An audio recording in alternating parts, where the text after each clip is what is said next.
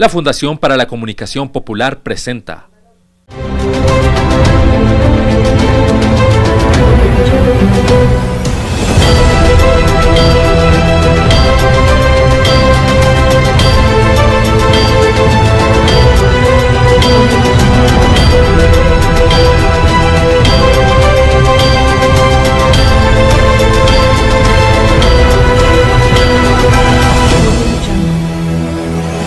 Periodismo Libre, con la fuerza de la verdad. Hola, muy buenas tardes, amables televidentes, amigos de Periodismo Libre. Bienvenidos a nuestra 11ª emisión correspondiente a hoy, sábado 12 de mayo de 2018. Estos son nuestros titulares.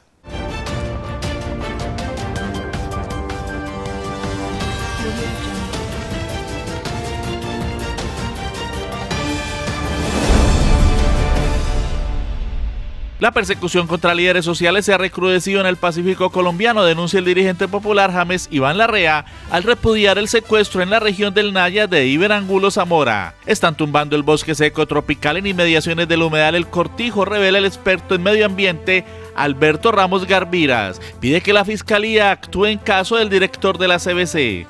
Los trabajadores del Banco de la República luchan por salarios y vivienda dignos. En esta emisión explican los contenidos del pliego de peticiones presentado al banco emisor. Colombia produce 80 toneladas de oro al año, las mismas que se llevan las transnacionales, sostiene Fernando Vélez, de la Asociación de Pequeños Mineros del Suroccidente. Déficit de casi 6.000 millones de pesos pone en riesgo el funcionamiento del servicio médico en la Universidad del Valle, aseguran estamentos de la institución. Con el catedrático Carlos Alfonso Victoria analizaremos en la entrevista el fenómeno Gustavo Petro, luego de sus inmensas manifestaciones en el eje cafetero. El cierre de campaña de Petro en Cali será el sábado 19 de mayo en el oriente de la ciudad. Habla Franklin Legro, directivo de la campaña.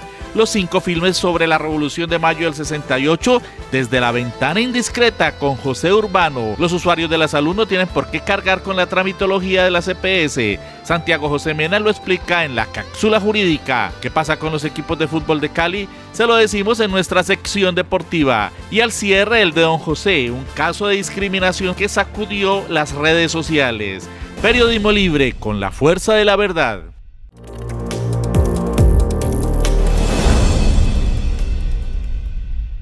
Entramos en materia. Continúan los hechos de violencia contra líderes sociales en todo el país. En el Pacífico colombiano, Iber Angulo Zamora fue secuestrado cuando era trasladado por defensores de derechos humanos hasta Buenaventura desde el Naya. Vamos a analizar con James Larrea qué es lo que está ocurriendo con los líderes sociales de la región. Bueno, Luis Alfonso, y para toda la audiencia de Periodismo Libre, hay que decir que esta situación es supremamente delicada, porque pone nuevamente a Buenaventura y al Pacífico colombiano en el centro de la atención nacional, porque el fenómeno de violencia y de persecución a líderes sociales y a organizaciones sociales se ha recrudecido sobre todo en esta zona del país por una razón específica, y es por la disputa por el control del territorio.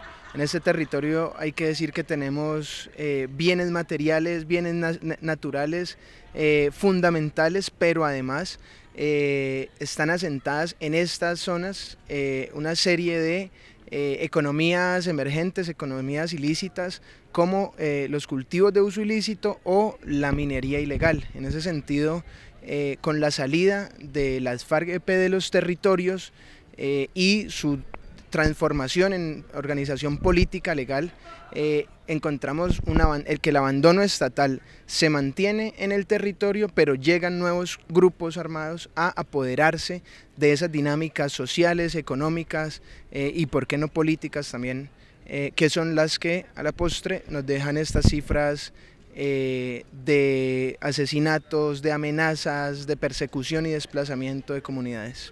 Pero al parecer son fuerzas con mucho poder, porque este líder social fue secuestrado en pleno ejercicio de su traslado, con muchas personas, protegido hacia Buenaventura, y ni siquiera esto valió. El compañero Iber Angulo Zamora estaba siendo trasladado por una comisión de la Defensoría del Pueblo y de la Personería Distrital de Buenaventura pero en un territorio donde no hay presencia del Estado y donde el control y las normas las están imponiendo a la fuerza actores violentos que no tienen respeto, digamos, por las instituciones del Estado, por supuesto, y en ese sentido es que es retenido, secuestrado el compañero Iber. Hay que recordar también que desde el 17 de abril del presente se encuentran secuestrados también 2 hermanos de Iber y un primo.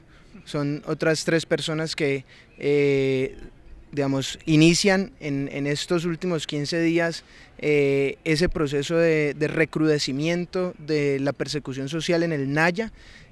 A raíz de estos hechos se solicita a las instituciones del Estado la protección inmediata del compañero Iber por el riesgo inminente en el que está, y el 5 de mayo en el Consejo de Seguridad realizado en Buenaventura se decide atender inmediatamente la situación, pero se desencadena en su secuestro por estos actores que por supuesto están queriendo imponerle al territorio, a las comunidades, otras lógicas distintas a las propias, a las aspiraciones colectivas.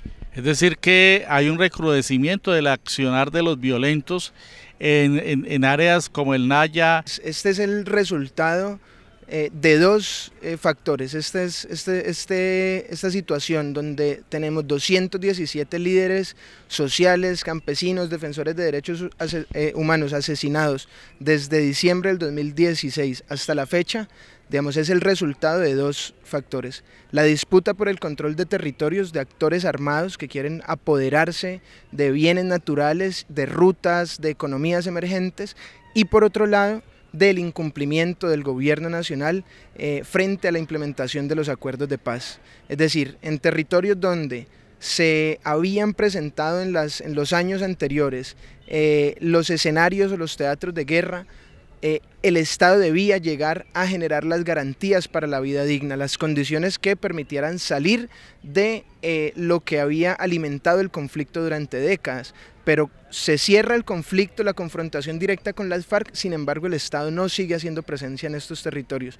Es el caso del Pacífico colombiano, pero también es el caso del oriente y sur del país, es el caso de la región del Catatumbo, de otros territorios donde el conflicto había sido muy intenso con las FARC. A la salida de las FARC, digamos que hay un abandono, digámoslo así, y una pérdida del orden que existía en estos territorios y que nos deja esta situación tan preocupante para las comunidades.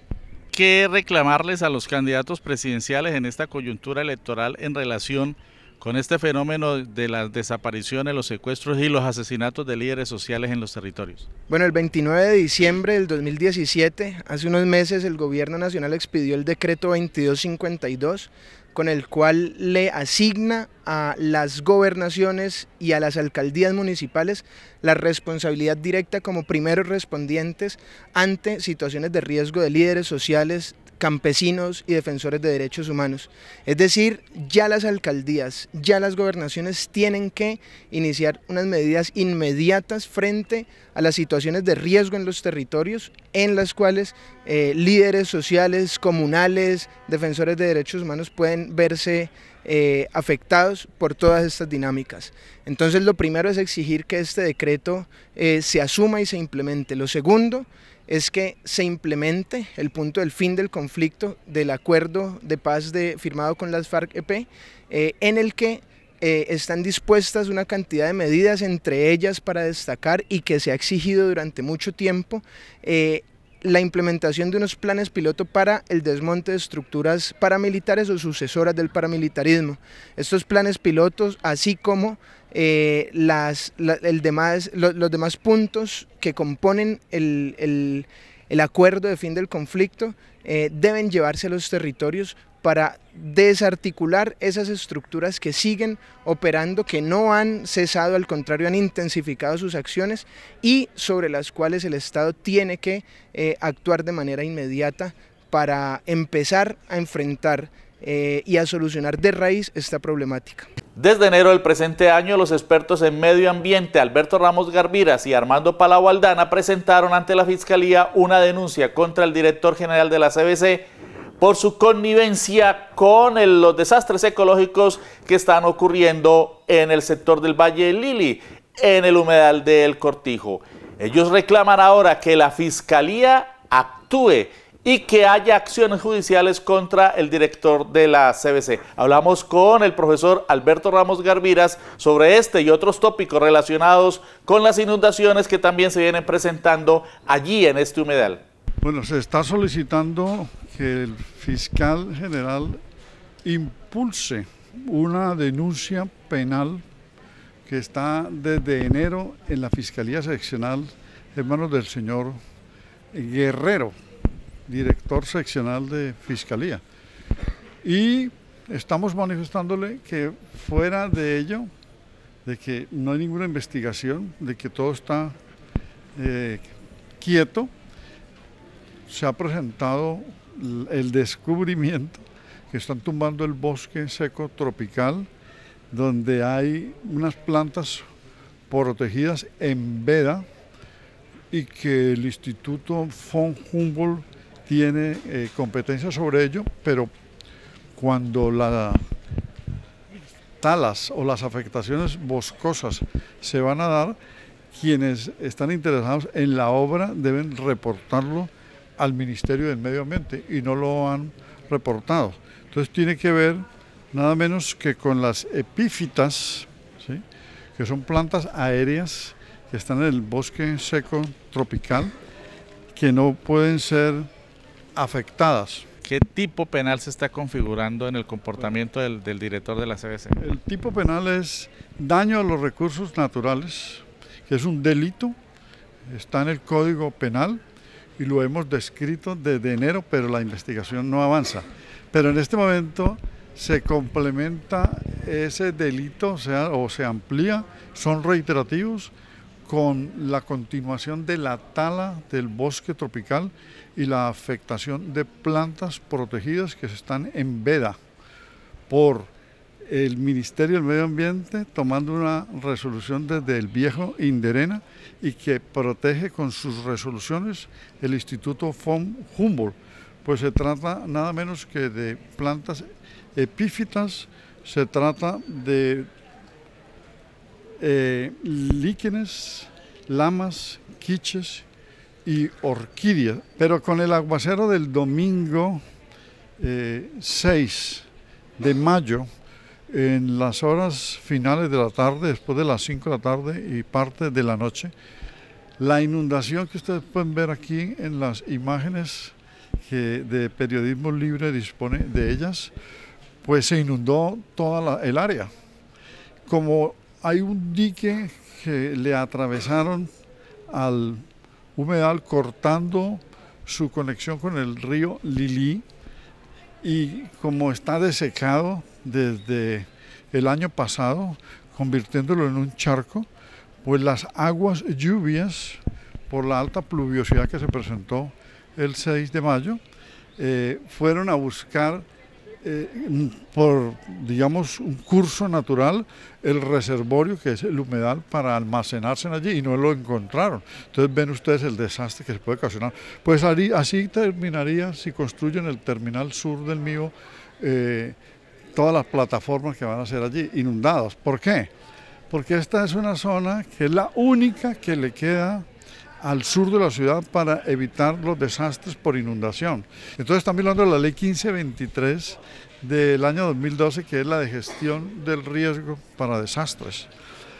Y están violando el artículo 88 de la Constitución y están violando la ley 472 del 98, artículo 4, donde está un derecho colectivo que tiene la comunidad, prevención de desastres. Y no se está haciendo planeación para ello. Y conociendo que hay un humedal que tiene más de 20.000 metros cuadrados de espejo lagunar en sus momentos de plenitud, si no 25.000, con las trampas de esos estudios que le han disminuido el cuerpo de agua a 3.600 metros, como el estudio del 2014 para la modificación del POT.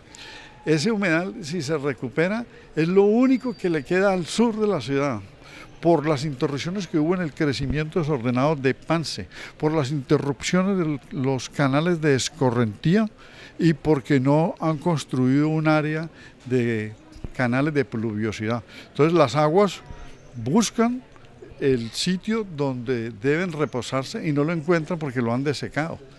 Y es lo que vemos en las imágenes. Entonces, una violación clara a la ley 1523 de prevención de desastres, una violación a la normativa. Vamos a un corte de mensajes y regresamos.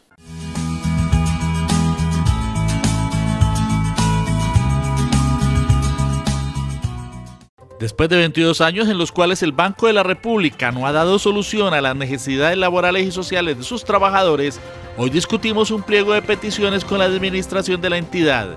Lo hacemos a través de ANEBRE, la Asociación de Empleados del Banco de la República. Salarios dignos, salud, educación, vivienda son nuestros justos reclamos. Con nuestro pliego reivindicaremos derechos y actualizamos beneficios.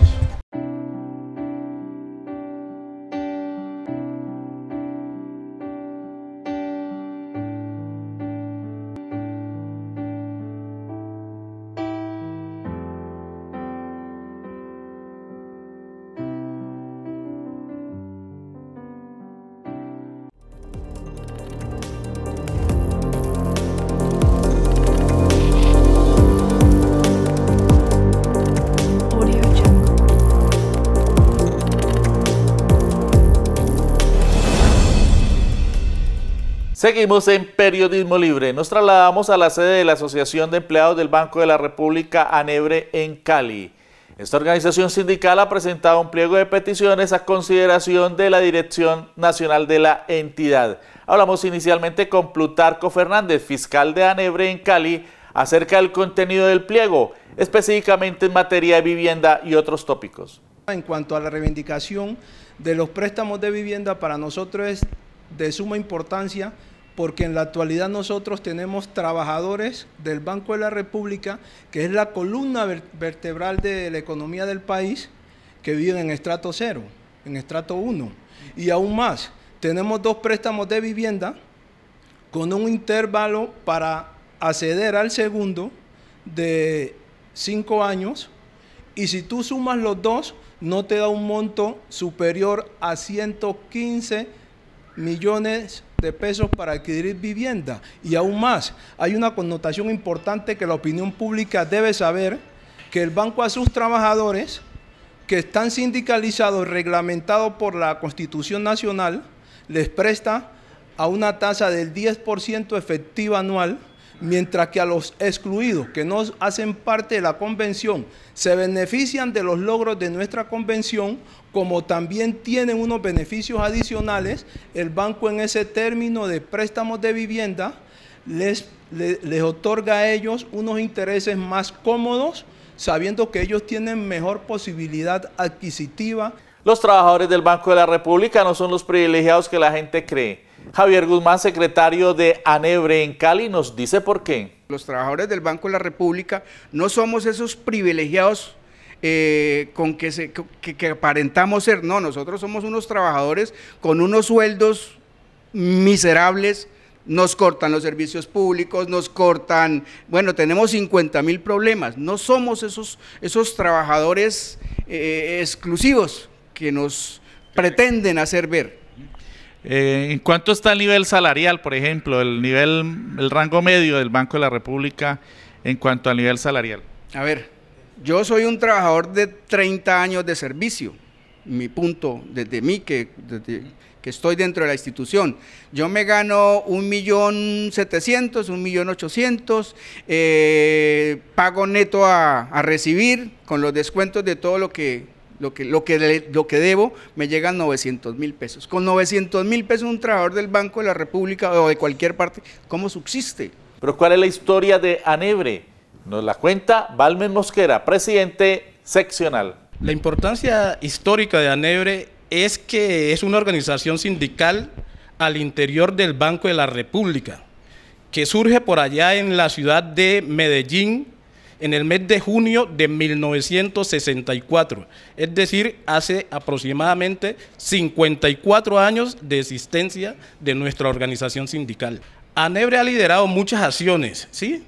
Pero lo más importante para los trabajadores organizados del Banco de la República es la creación de la convención colectiva, convención que permite reivindicar los derechos de los trabajadores frente al patrón. En esa convención colectiva tenemos plasmados beneficios que son muy importantes para los trabajadores y sus familias. Colombia produce 80 toneladas de oro al año que se quedan en manos de las multinacionales. Así lo denunció Fernando Vélez, de la Asociación de Pequeños Mineros del Suroccidente Colombiano, en la reciente marcha del 1 de mayo. Hoy le decimos al país que nuestro país actualmente está produciendo 80 toneladas de oro anuales, de las cuales las mafias del Estado se la entregan a las multinacionales, entregándole nuestros páramos, nuestros recursos hídricos a las multinacionales. Poseemos el problema en la zona de Boyacá, de los esmeralderos, donde ya los canadienses están llevando directamente las esmeraldas. Es un saqueo contra nuestro pueblo. Son las riquezas de nuestro pueblo que debemos de invertirlas y manejarlas en nuestro pueblo. Hoy nos aterroriza ver cómo destruyen zonas extensas en el Pacífico colombiano.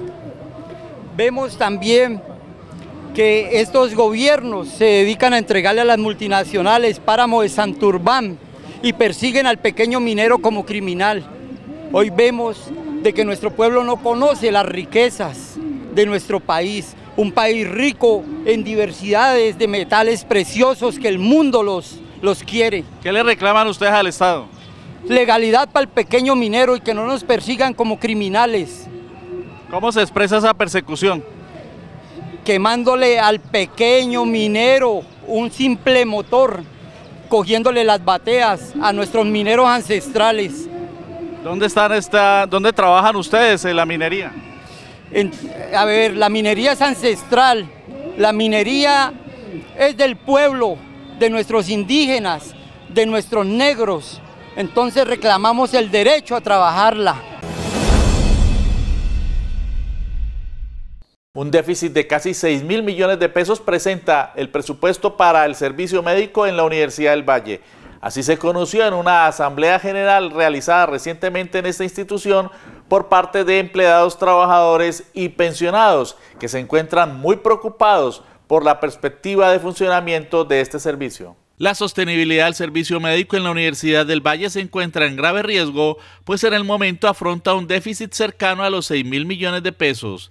En ello coincidieron docentes, empleados, trabajadores y pensionados que se reunieron en una asamblea multiestamentaria en la sede de Meléndez para buscar salidas a la problemática. Héctor Aníbal Acosta, de la Asociación de Pensionados y Jubilados de la institución, explica en qué consiste el fenómeno. Desde hace más o menos 3 años y medio venimos haciendo unos análisis sobre la viabilidad del servicio y encontramos que la universidad tiene unas obligaciones pendientes que hasta la fecha pues no ha cumplido, y estamos seguros de que esas son las causas últimas en la cual el servicio de salud pues está mostrando un déficit que, si nosotros como interesados no intervenimos a tiempo, es posible de que el servicio deje de existir, pues con las graves consecuencias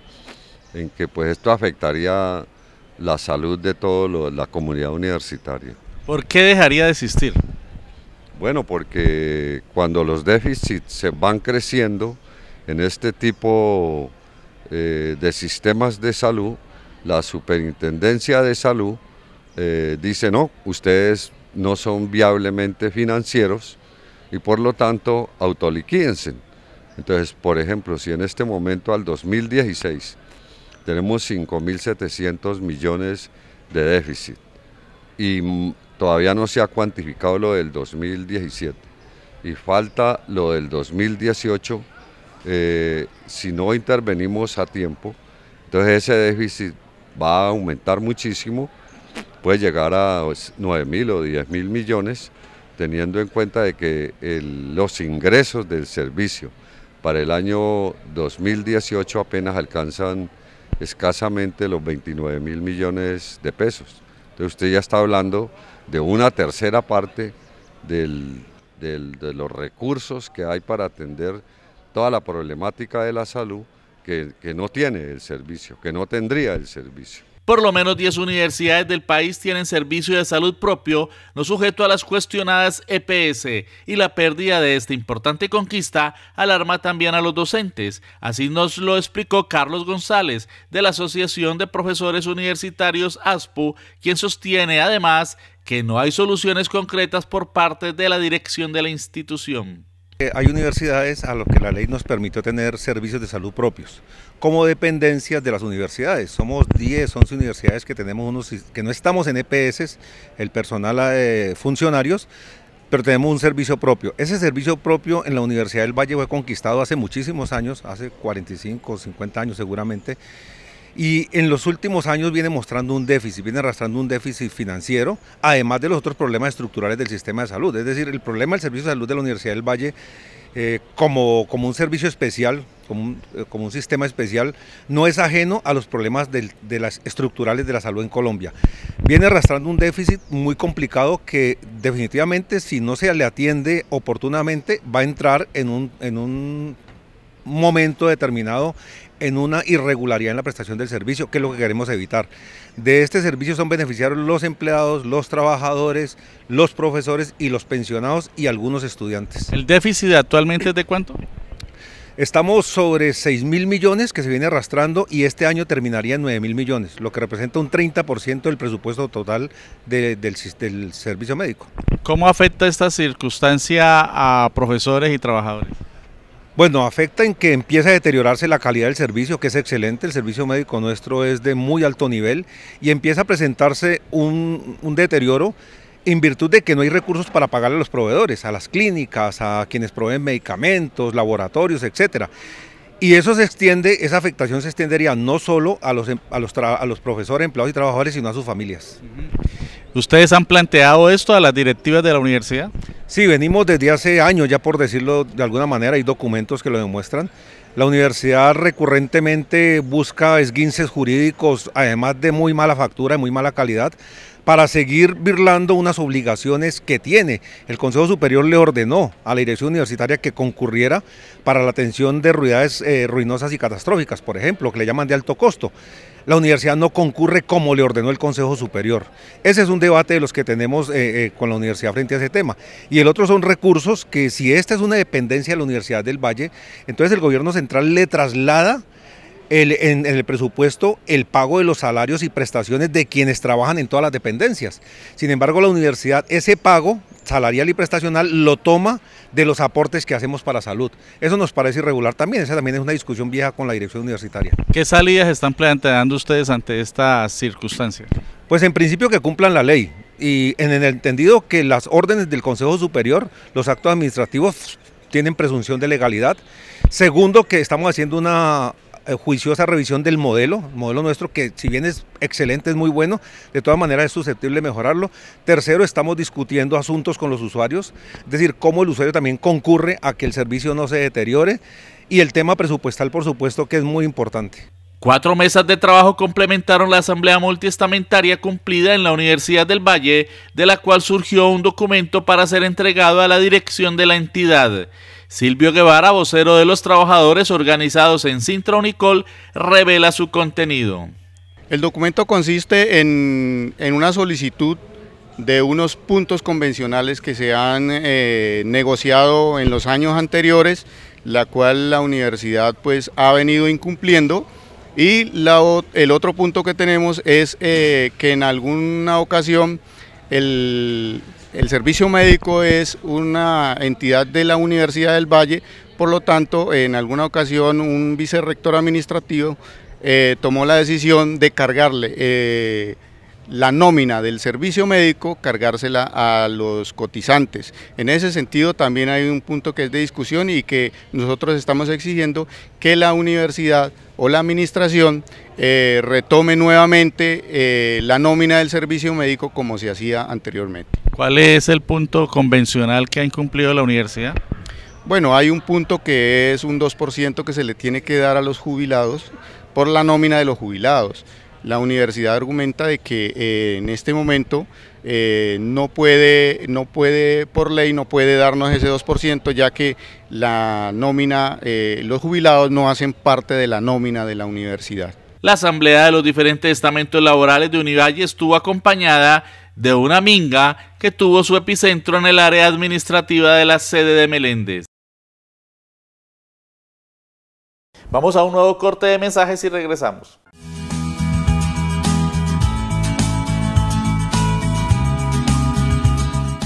Después de 22 años en los cuales el Banco de la República no ha dado solución a las necesidades laborales y sociales de sus trabajadores, hoy discutimos un pliego de peticiones con la administración de la entidad. Lo hacemos a través de ANEBRE, la Asociación de Empleados del Banco de la República. Salarios dignos, salud, educación, vivienda son nuestros justos reclamos.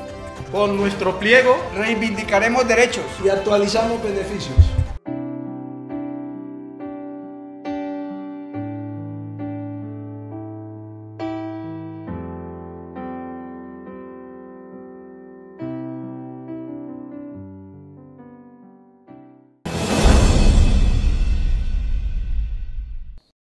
Gracias por continuar con nosotros en Periodismo Libre. El candidato presidencial de Colombia Humana, Gustavo Petro, sigue llenando plazas en todo el país. Esta semana estuvo en Cartago, Armenia y Pereira, convertido en un fenómeno político. Llenó las plazas en estas ciudades consideradas como parte del bastión uribista en el eje cafetero. Vamos a dialogar con el profesor Carlos Alfonso Victoria, catedrático de la Universidad Tecnológica de la capital del Risaralda. Muy buenas tardes, profesor Victoria. ¿Cómo analiza usted la presencia de Petro en Pereira y en las otras ciudades del eje cafetero? No hay palabras, es algo absolutamente conmovedor. Cartago, Armenia y Pereira contra los incrédulos y escépticos demostró que indudablemente Petro está generando un fenómeno político sin precedentes.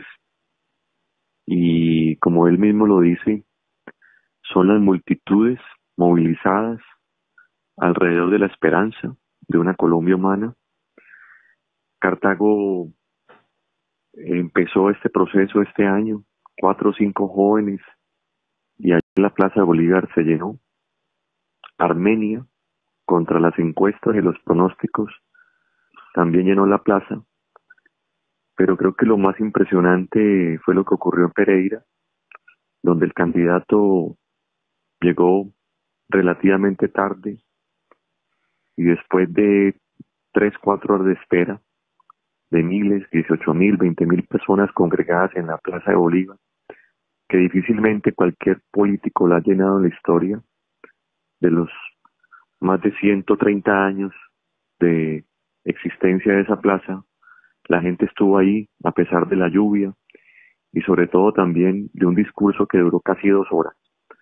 Esto lo que está revelando es que el eje cafetero está reaccionando alrededor de las propuestas de Gustavo Petro y pues nos llena de mucha esperanza a quienes creemos en un cambio para los más humildes, los más pobres, los excluidos, los hombres, las mujeres, los niños, los jóvenes de este país. Profesor Victoria, ¿se está desmoronando entonces el mito del predominio uribista en el eje cafetero? Al menos están muy preocupados y obviamente que el miedo comenzó a ser derrotado desde hace un mes cuando Ángela María Robledo comenzó a recorrer este territorio, y lo que está reflejando el norte del valle y Armenia, Pereira, Caldas en su conjunto, es que ese mito del uribismo comienza a caer, y cae en tanto que las plazas se están llenando, en que la gente está perdiendo el miedo y en que están viendo en Petro una opción de redención para cafeteros, para agricultores, para pequeños comerciantes y sobre todo para esa masa de desposeídos que ha vivido sometida a lo que Petro llamó anoche la dictadura de la corrupción. ¿A qué atribuye usted, profesor, este enorme respaldo? Una zona muy golpeada por los cambios bruscos de la economía. No hay que olvidar que esta zona es la que aporta muchas manos de obra en el mundo, gente que ha tenido que haber salido exiliada por no encontrar oportunidades de empleo, víctimas de reiteradas crisis cafeteras como la que estamos experimentando hoy, una desindustrialización brutal, pero sobre todo también una violencia propiciada por el llamado microtráfico, una violencia que todos los días cobra vidas de jóvenes en las barriadas, en los suburbios, y eso creo que está llegando su hora. La gente está buscando nuevas alternativas, nuevas opciones, y la Colombia Humana las está ofreciendo. Finalmente, Carlos Victoria, ¿cuál es la perspectiva hacia el 27 de mayo? Pues Gustavo lo dijo ayer, y también sus asesores. Él está convencido, a pesar de lo que digan las encuestas, de que se puede ganar en la primera vuelta, y así será.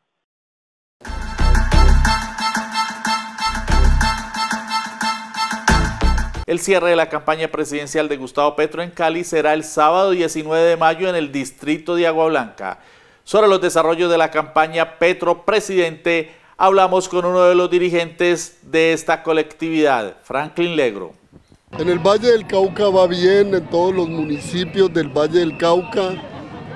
Todos los 42 municipios tienen nodos de la campaña de Petro Presidente, y por supuesto en Cali, en todas las comunas. Yo creo que se respira un ambiente de tranquilidad, digo en el sentido de que estamos organizados, vamos a estar en los puestos electorales revisando y cuidando los votos el día 27 de mayo, y con toda la esperanza de que Petro, como se ha agigantado, tenga la posibilidad de, por primera vez en la historia, dar un cambio en este país que tanto lo necesitan.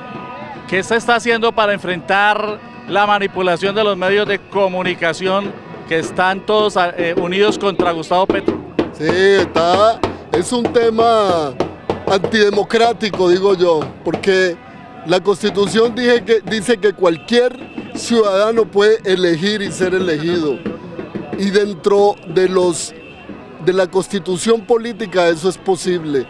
Entonces, democráticamente no comparto lo que está haciendo, por ejemplo, David Luna, que fue conmigo congresista, porque ahí es donde se les ve la catadura. Entonces ahora se inventan logias, se inventan grupos que para parar a Petro Presidente. Yo creo que eso no está bien, porque es una sociedad que tiene que aceptar lo que está sucediendo, y lo que está sucediendo es que la gente se cansó, se aburrió de tanta corrupción, y entonces quiere cambios, y esos cambios hay que aceptarlos dentro de las reglas de la democracia en Colombia.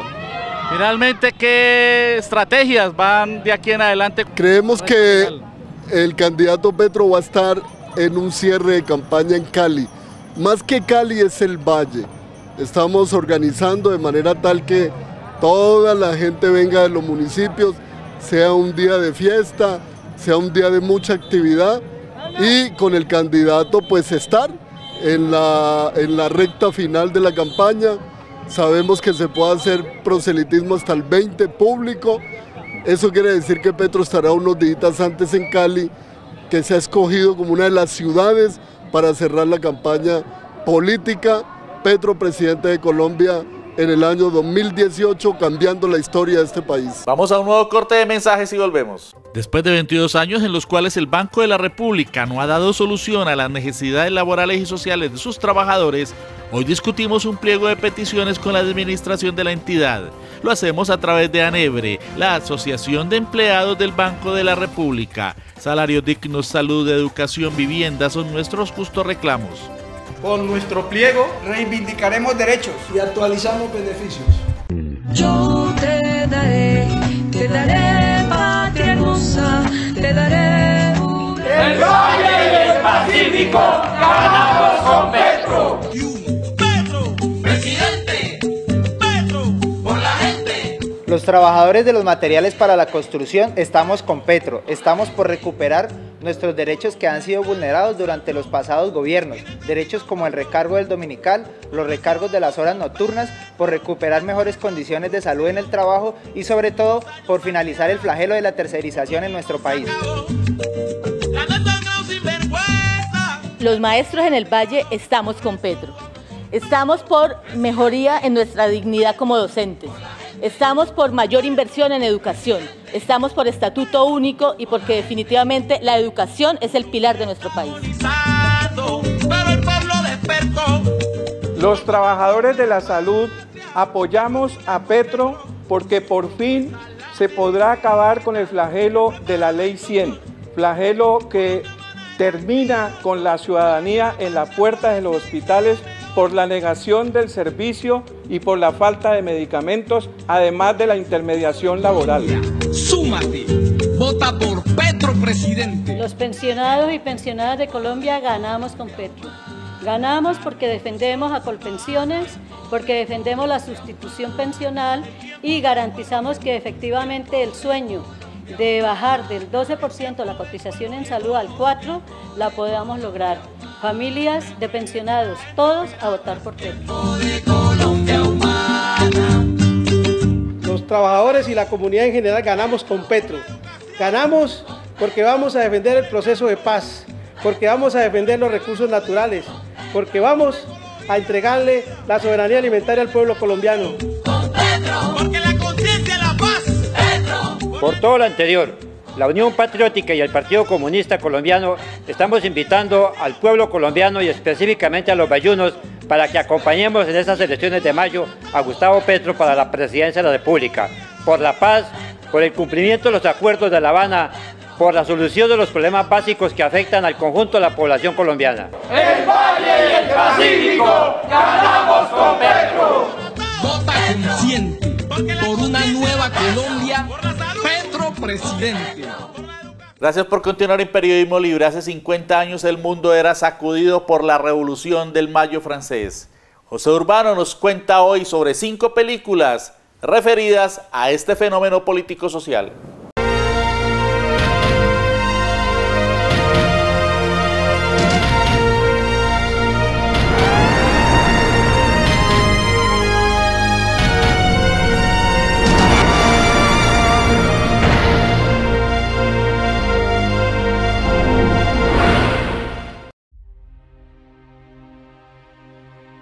Hay un antiguo adagio que dice, cuando París estornuda, Europa se resfría. Se están conmemorando por estos días 50 años de mayo del 68.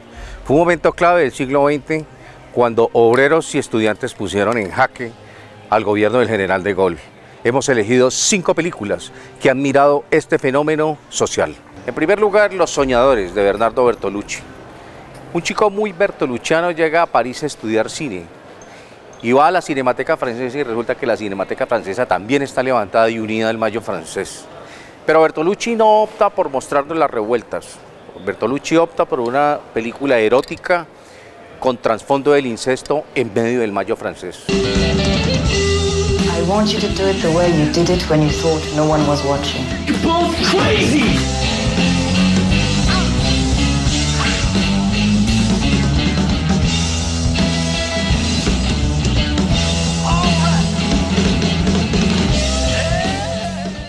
En segundo lugar, Los Amantes Regulares, película francesa donde un chico participa en las revueltas de mayo del 68 y resulta que va poco a poco, la lucha se va perdiendo. Un año después encuentra el amor. Es una película, es una historia de amor sobre el desencanto de la lucha que se perdió.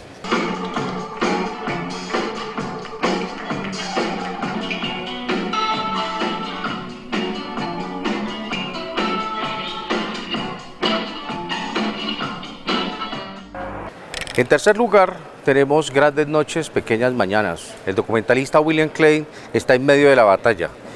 Con cámara al hombro, estuvo en medio de toda la revuelta y en medio de todas las barricadas. Es el documental que con mayor veracidad retoma las imágenes reales de mayo del 68. Les camions sont pleins de lait, les balayeurs sont pleins de balais. Il est 5 heures, Paris s'éveille. En cuarto lugar, el director mexicano Jorge Fons nos regala Rojo Amanecer. No es sobre los eventos de mayo, sino sobre los coletazos que generó mayo del 68 en el mundo, en este caso en México.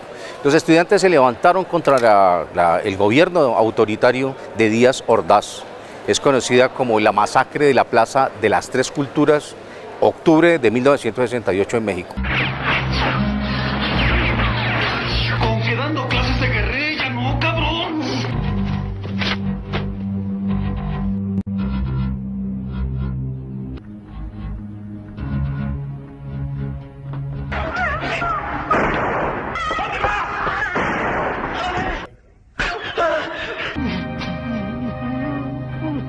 Y en quinto lugar encontramos Todo va bien, del siempre genial Jean-Luc Godard.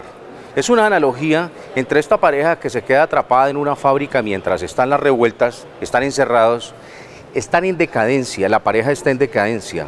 Entonces, hábilmente, Jean-Luc Godard hace la analogía entre la relación de amor que se está muriendo y una sociedad que está en decadencia. ¿Podrá el amor sobrevivir a la revolución? Estas fueron las 5 películas de mayo del 68. ¡Alto!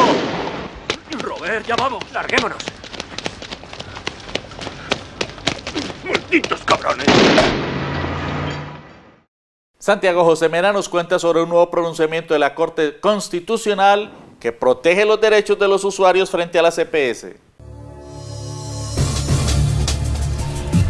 Hoy en la cápsula jurídica en Periodismo Libre hablaremos sobre un reciente fallo emitido por la Corte Constitucional en el que se tocaron temas sobre la atención que la EPS les da a sus usuarios. Cada día millones de colombianos se ven abocados a realizar tortuosas filas, a esperar asfixiados en salas de espera y aguantar turnos interminables en las sedes de las EPS para que les sean aprobados los exámenes y tratamientos médicos a los que tienen que someter para conservar sus vidas.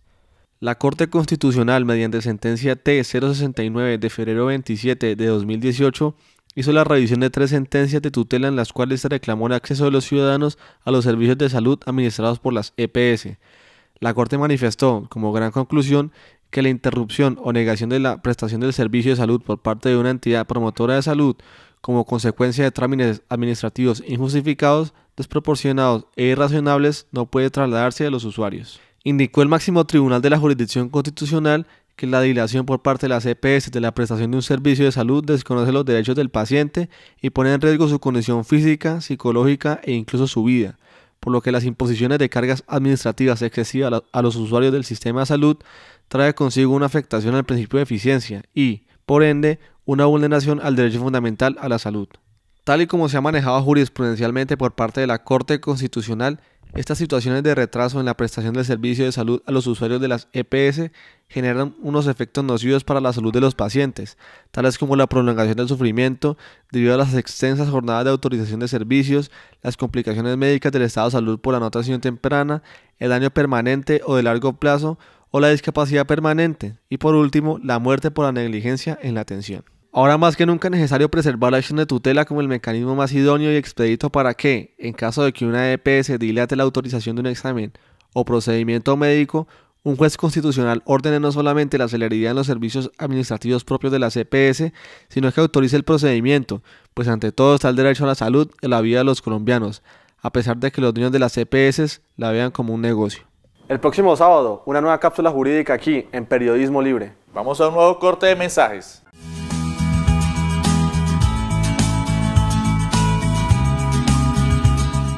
Después de 22 años en los cuales el Banco de la República no ha dado solución a las necesidades laborales y sociales de sus trabajadores, hoy discutimos un pliego de peticiones con la administración de la entidad.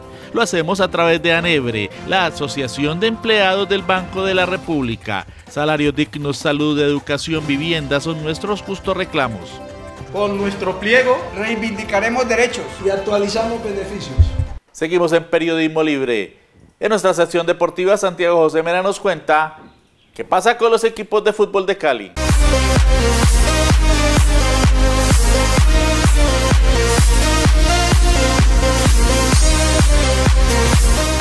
El fin de semana pasado se llevó a cabo en jornada mayoritariamente unificada la fecha 19 del fútbol profesional colombiano, en el cual se definirían los 8 clasificados a los llamados play-off del balompié nacional. Los equipos vallecaucanos sellaron empates en la jornada. El América de Cali, que llegaba sin opciones de clasificación, empató en un vacío estadio Pascual Guerrero a un gol con La Equidad, culminando así un penoso primer semestre para los escarlatas. Los rojos, después de augurar un buen año con lo alcanzado en la Copa Fox, no supieron mantener el rendimiento en todo el semestre, finalizando en la casilla 17 con 22 puntos y eliminados de Copa Suramericana. Por las toldas verde y blancas hubo una leve alegría, pues se cumplió a ras con la clasificación al obtener un leguido empate 0-0 en su visita al Deportivo Pasto. Los dirigidos en esta ocasión por Rodrigo Riolfo jugaron un partido defensivamente correcto, pero en lo ofensivo no mostró nada, abonándose que jugaron muchos canteranos que supieron responder ante la necesidad de clasificación, pues el equipo titular se encontraba en Uruguay, esperando el duelo ante Danubio, el cual terminó con una clasificación a la siguiente fase del cuadro azucarero. Una vez sorteada la llave al término de la jornada, los cruces de cuartos de final quedaron de la siguiente manera: Atlético Nacional contra el Deportivo Cali, Atlético Huila contra Patriotas de Boyacá, Deportivo Independiente Medellín contra Junior y Deportes Tolima contra Once Caldas. Por primera vez en varios años no habrá representantes capitalinos en las finales, con lo cual Millonarios no podrá defender su título obtenido en diciembre del año pasado. Hoy a las 8 p.m. en su estadio, el Deportivo Cali iniciará la llave de cuartos de final ante los Verdes de Antioquia. Un nuevo caso de indignante discriminación sacudió las redes sociales. Nos lo cuenta Gabriel Jacobo Mena. Buenas tardes amigos de Periodismo Libre. Una de las noticias en las redes esta semana fue la denuncia que hizo la ciudadana Valeria Lotero al ser testigo de un caso de discriminación social aberrante ocurrido en el restaurante Taquino de Medellín, ubicado en el sector de Manila, del exclusivo barrio El Poblado. Según Valeria Lotero, ella se encontraba comiendo con sus amigos cuando llegó al restaurante un señor de edad bien presentado que llevaba con él una guitarra con la que interpretó una melodía para ganar algunos pesos. Después de terminar su canción, el compañero de Valeria lo invitó a comer en el restaurante y esto fue lo que sucedió. Se le va a pagar la cuenta al señor y este restaurante no lo quiere dejar sentar. ¿Cómo se llama? Porque se llama como este restaurante. Taquino. Taquino, no lo quieren dejar sentar, porque no, o sea que se lo tiene que llevar, él no se puede consumir su comida acá muy tranquilamente como todos, sabiendo que se le va a pagar la cuenta. Pues las señoras dicen que no, que son políticas del lugar. Increíble que maltratemos así a las personas. Esto respondió a la administradora del restaurante. A que se le va a pagar el plato no se puede sentar en la mesa. Depende de la persona. ¿Por qué depende de la persona? Es que no entiendo, ¿a quién te clasifican a las personas? Hay gente, por ejemplo, que pide y se hace el agua en la mesa y a la gente que está... Pedir limosna es algo, es una condición que nos vuelve menos personas. Señora, y entonces usted, eso es lo que yo no entiendo. Usted prefiere la discriminación, usted valora más al cliente que está discriminando al otro por la condición que sea, que a un cliente, que él es un cliente. Él es un cliente. Y entonces él se tiene que ir, él no puede comer acá en el restaurante. ¿Y cuál es la diferencia? Las personas que estaban comiendo en el local alzaron su voz de indignación frente al acto de discriminación de la administradora del local. Señora, eso es discriminación, usted está discriminando. ¡Qué dolor! Sí. Con el alma partida,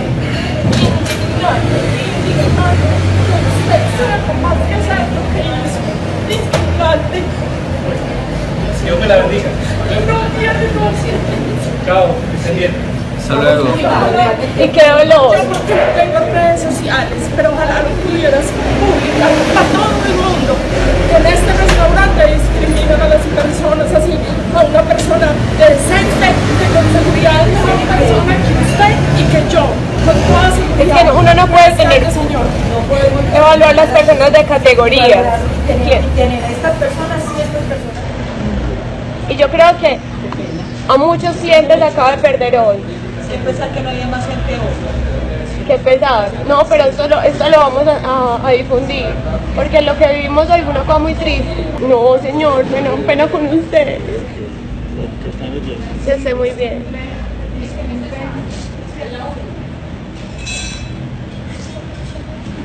Que le vaya muy bien. Muchas gracias, hombre, y disculparnos pues. Disculpa, por favor. Está bien. Algunos memes surgidos después del grave hecho fueron: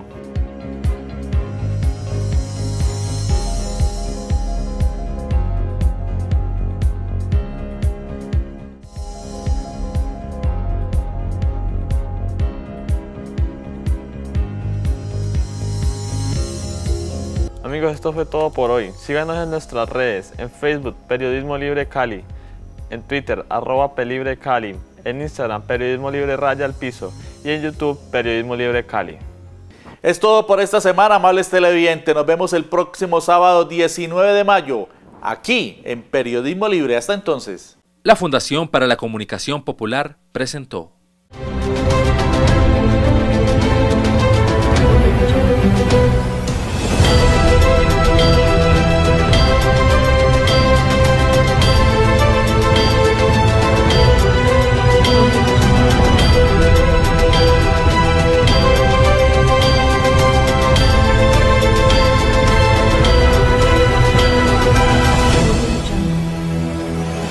Periodismo libre, con la fuerza